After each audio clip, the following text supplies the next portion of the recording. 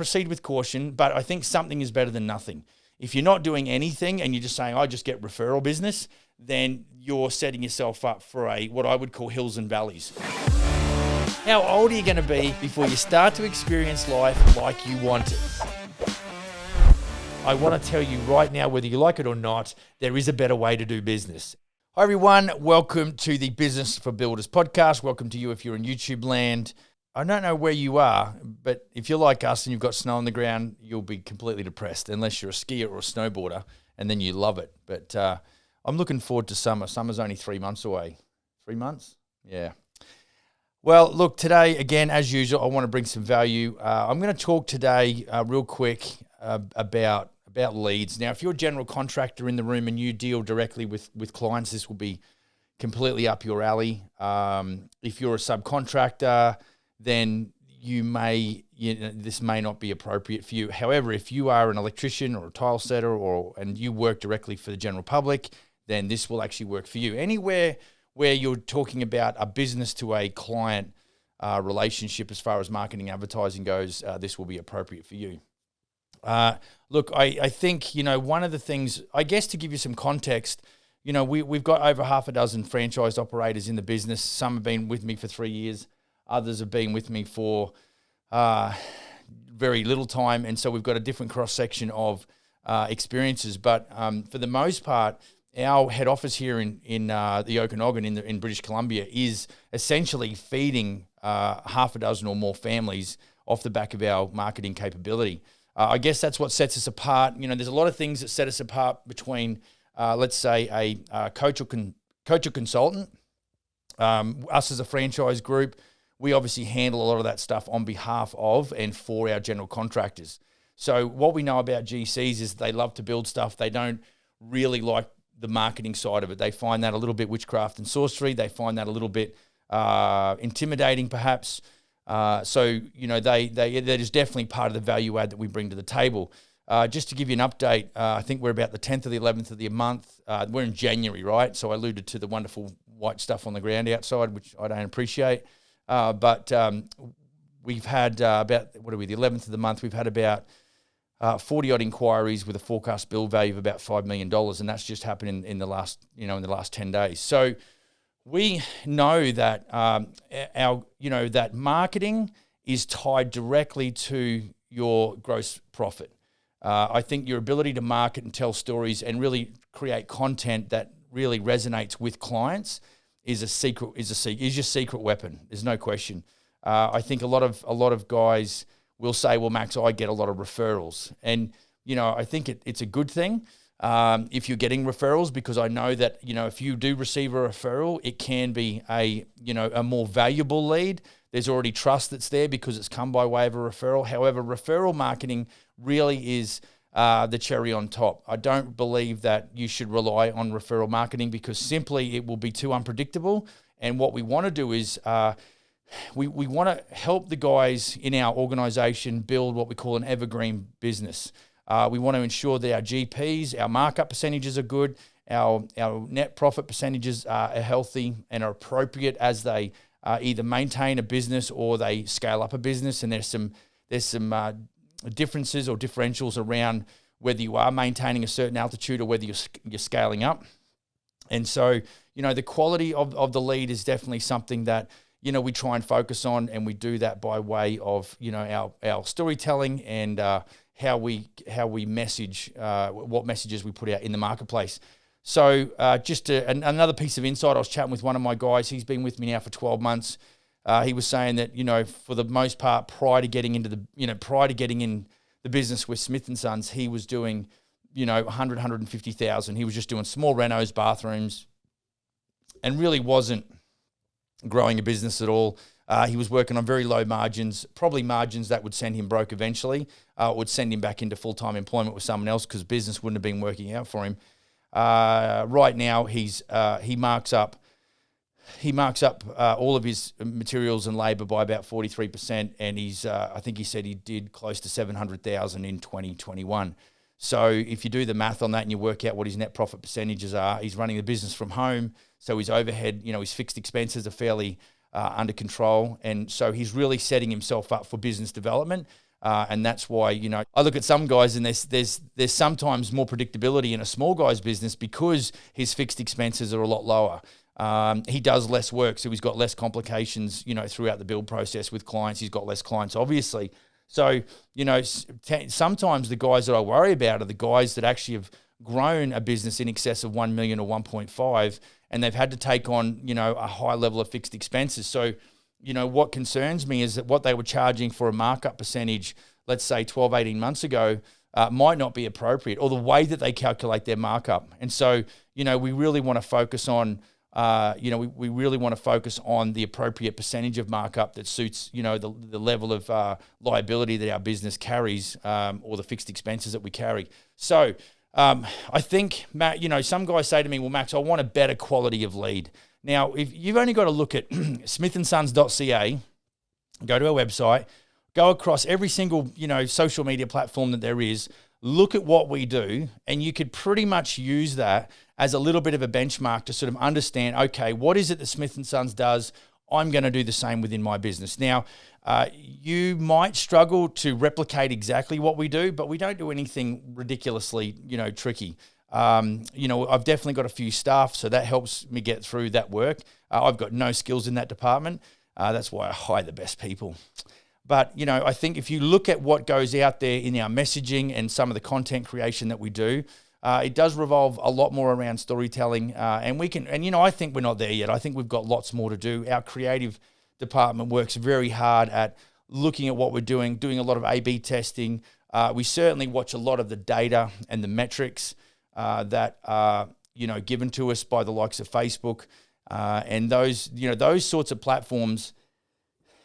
Those sorts of platforms, I guess, can be looked upon by general contractors like us as a little bit of, it's too hard, it's too technical, it's too time consuming. And I don't know that it's too hard, but certainly what I do know is that you've got to educate yourself. You've got to look into it, and there is a way of doing it. But there is some concepts you need to understand too. Some of my guys, I have a lot of collaborative conversation around marketing, quality of lead gen, all those sorts of things.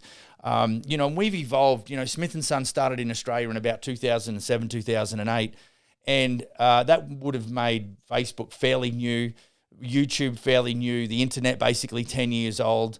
Like, there was a whole bunch of stuff that was done, when Smith & Sons first started compared to what we do now. So back in the old days, it was a very common practice that wherever we had a Smith & Sons franchise that didn't have an office address, we would actually go to we would consider putting a billboard in that city or that town, because that, obviously sets us apart.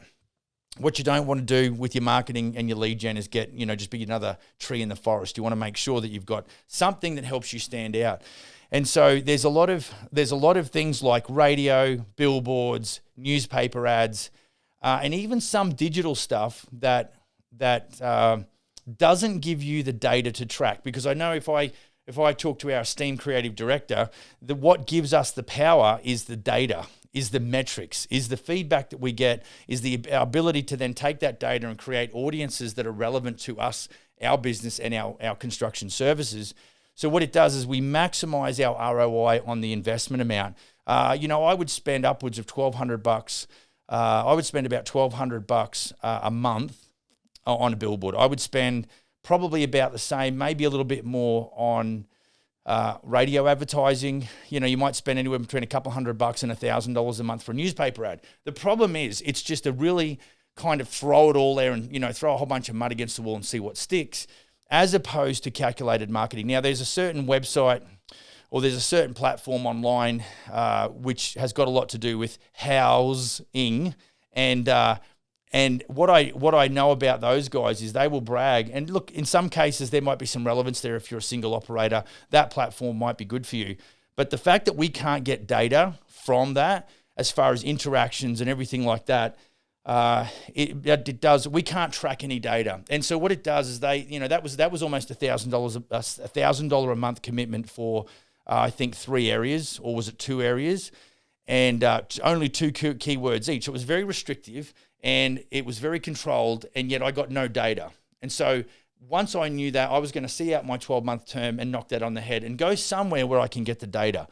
So, I think you've got to be looking at the type of marketing, and we could talk for a long time about all aspects of this, and maybe we'll shoot the shit about this again at some stage. But, I think when you look at what sort of marketing that you're doing, it really has to be measured, because what you can't measure, how can you manage that? So how do you know when to spend more money, on a radio ad? Well, you don't know who's engaging, you don't know what benefit is. And I'll tell you something, when I first went to doing radio ads in this town, when we first launched the brand in Canada, I made it clear to the guy that was selling, the radio advertising. I said, mate, I've got no expectations as far as metrics, which I'm sure I made his job a lot easier, because basically what I was saying was, I know you can't track the data.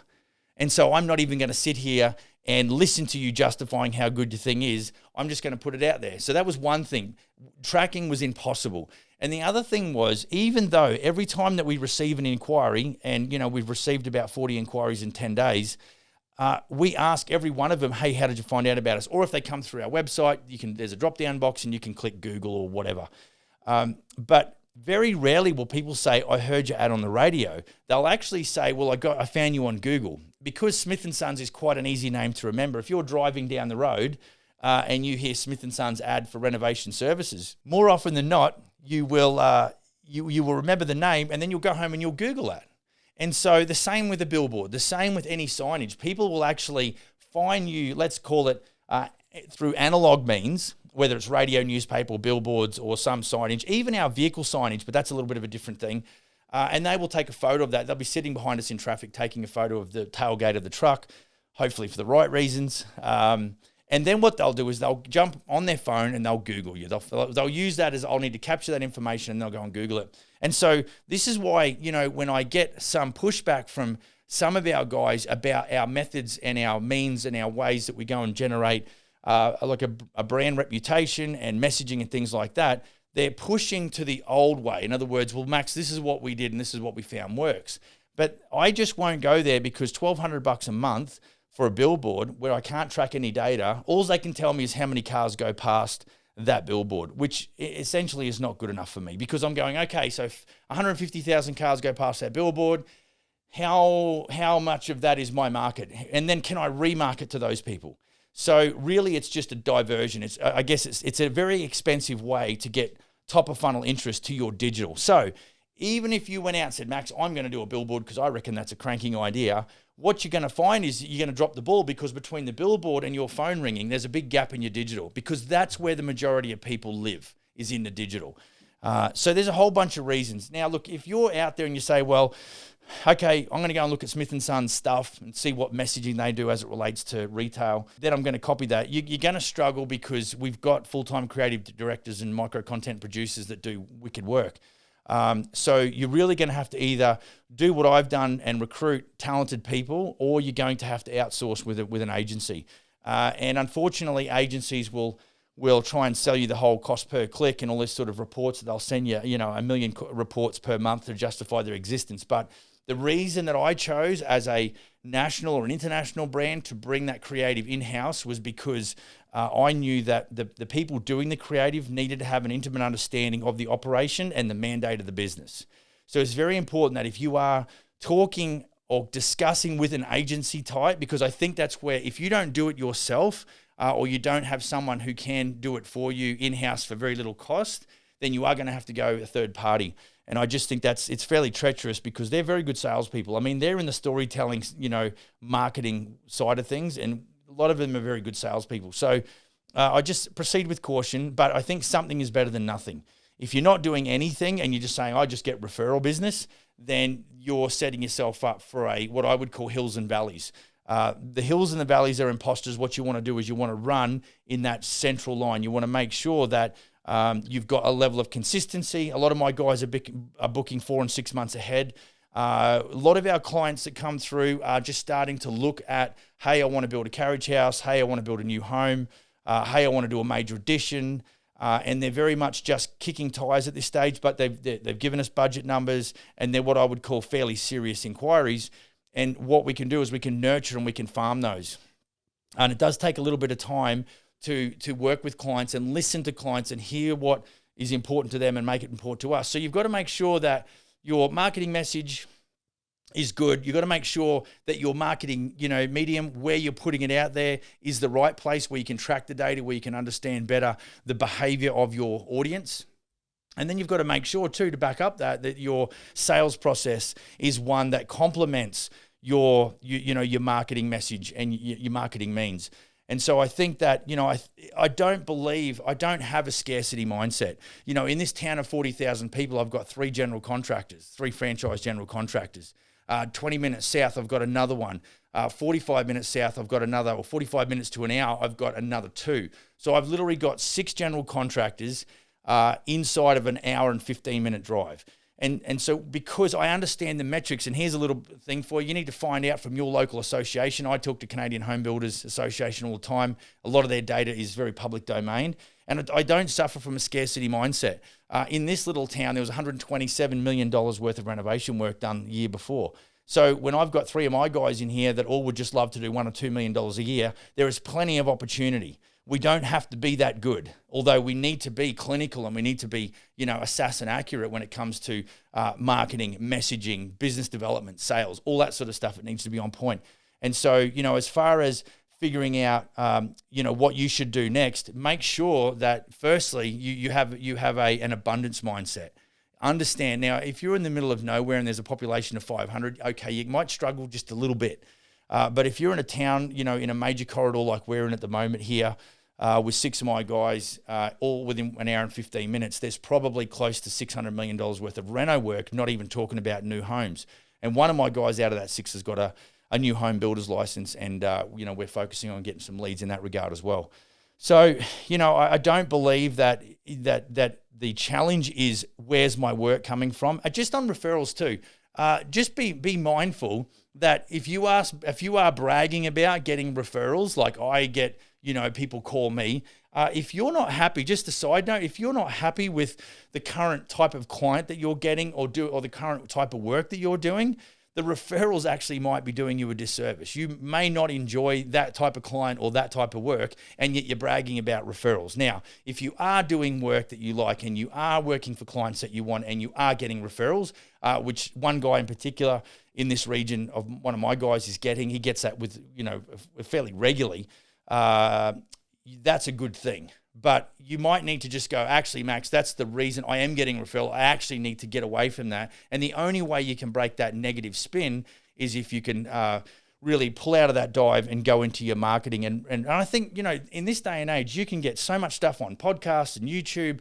You can really spend 20 or so hours educating yourself around what do I need to do as a service-orientated business? What is it that I need to do? And there is so much stuff out there now. It's ridiculous. And so, I just be careful on where you get your information. Maybe cross-check it with a few different sources to make sure that the information you get regarding marketing is relevant and is effective and is for real, and that you're not just wasting time. But I'm telling you, you're probably going to make a lot more errors than you really want to. You're probably going to spend money down avenues that you wish you hadn't have. I probably spend, I don't know, to keep 6 or so franchises going, I probably spend over $50,000 a year on marketing.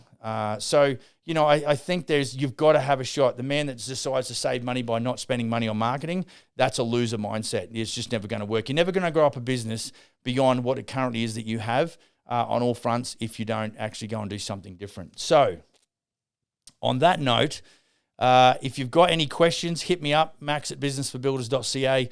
You can text me at 250-241-8866.